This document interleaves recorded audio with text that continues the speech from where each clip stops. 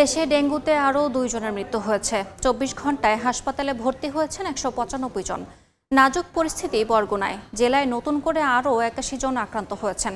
নতুন আক্রান্তদের মধ্যে সদর উপজেলায় 66 জন, আমতলী ও বেতাগী উপজেলায় 5 জন করে, পাথরঘাটায় 3 জন, বামনা ও তালতলীতে 1 জন করে আক্রান্ত হয়েছেন। গতকাল ডেঙ্গু আক্রান্ত হয়ে 1 জনের মৃত্যু হয়েছে। এ নিয়ে জেলায় মোট মৃত্যুর সংখ্যা দাঁড়িয়েছে 23-এ। এছাড়া জেলায় ডেঙ্গুতে আক্রান্ত হয়ে চিকিৎসাধীন অবস্থায় আছেন 243 জন। এদের মধ্যে বরগুনা জেনারেল হাসপাতালে 197 জন, আমতলী উপজেলায় 7 জন, তালতলী উপজেলায় 9 জন, পাথরঘাটা 5 জন, বামনায় 15 জন এবং বেতাগী উপজেলায় 10 জন করে চিকিৎসাধীন।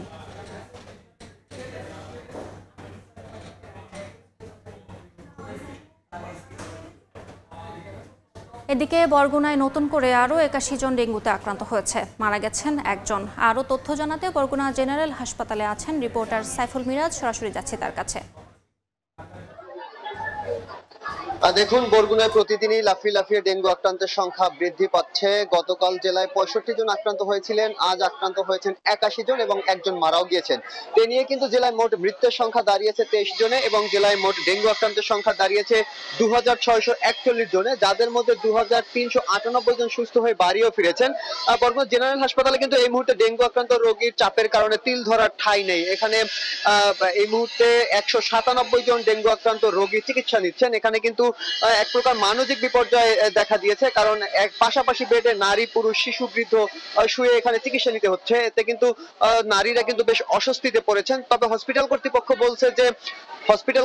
বলছে যে এখানে মানে স্থান সংকুলন না হওয়ার কারণে এমন পরিস্থিতি তৈরি হয়েছে। অন্যদিকে চিকিৎসকরা বলছেন যে ডেঙ্গু সম্পূর্ণ স্থানীয় সচেতনতা বৃদ্ধির মাধ্যমেই প্রতিরোধ করা সম্ভব, কিন্তু স্থানীয় মানুষের অসচেতনতার কারণে দিন দিন এখানে ডেঙ্গু আক্রান্ত রোগীর সংখ্যা বৃদ্ধি পাচ্ছে। যে পরিবারে 1 জন ডেঙ্গুতে আক্রান্ত হচ্ছেন, পরবর্তীতে তাদের অসচেতনতার কারণে অন্যান্য সদস্যরাও ডেঙ্গুতে আক্রান্ত হচ্ছেন। অন্যদিকে বরগুনায় বিপুল পরিমাণ রোগী ডেঙ্গুতে আক্রান্ত হওয়ার কারণে তারা স্থানীয়দের মধ্যে কিন্তু একটা আতঙ্ক বিরাজ করছে। এ কারণে ডেঙ্গু পজিটিভ হওয়ার সঙ্গে সঙ্গে তারা হসপিটালে ভর্তি হচ্ছেন। চিকিৎসকরা বলছেন যে এই মুহূর্তে হসপিটালে যেসব রোগী ভর্তি আছেন তাদের মধ্যে কম করে হলো 60% রোগী আছেন যাদেরকে বাড়িতে রেখে চিকিৎসা দেওয়া সম্ভব। মূলত ডেঙ্গু আক্রান্ত রোগীদের আক্রান্ত হলে হসপিটাল আসার প্রয়োজন নেই। তারা বলছেন যে যদি শ্বাসকষ্ট, বুকে ব্যথা কিংবা পাতলা পায়খানা বা এই জাতীয় কোনো উপসর্গ দেখা যায় তবেই হসপিটালে ভর্তি হতে হবে, অন্যথায় ভর্তি হওয়ার প্রয়োজন নেই। কিন্তু স্থানীয়দের মাঝে আতঙ্ক বিরাজ করার কারণে তারা আসলে ডেঙ্গু পজিটিভ হওয়ার সঙ্গে সঙ্গে হসপিটালে এসে ভর্তি হচ্ছেন। এই কারণে হসপিটালে রোগীর সংখ্যা বৃদ্ধি পাচ্ছে। তো এই ছিল বরগুনা জেনারেল হাসপাতাল থেকে আমার কাছে সবশেষ। সরাসরি যুক্ত ছিলাম বরগুনা জেনারেল হাসপাতাল থেকে।